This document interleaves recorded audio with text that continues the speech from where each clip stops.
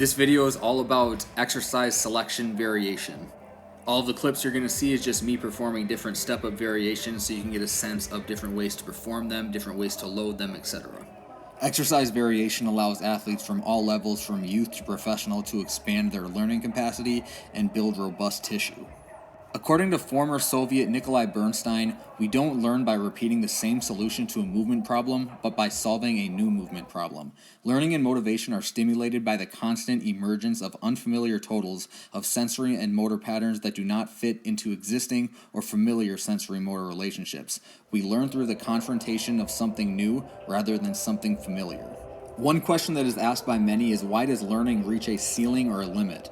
We can theorize that monotony is a great cause of this. A problem for athletes who have reached their learning ceiling is that there is a limit to variation in their training or skill development, so improvements in movement patterns become smaller and smaller over time.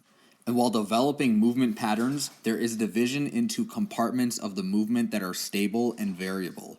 This division of movement makes the movement effective in its environment. This division is not consciously controlled, but the variability develops self-organization of the organism or of the athlete. The ideal way to facilitate this is through exercise variation.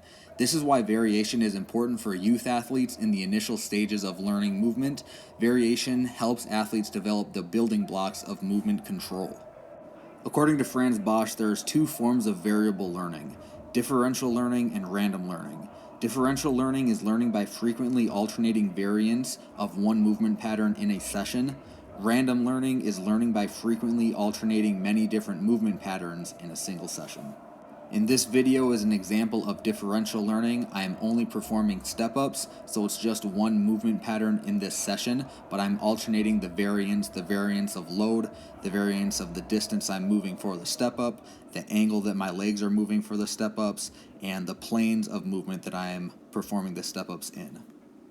Performing exercise variations within your training is going to give you an opportunity to widen the bandwidth of motor control. It's also going to stimulate or provide a different stimulus, a novel stimulus, to your tissues, giving them an opportunity to become more robust.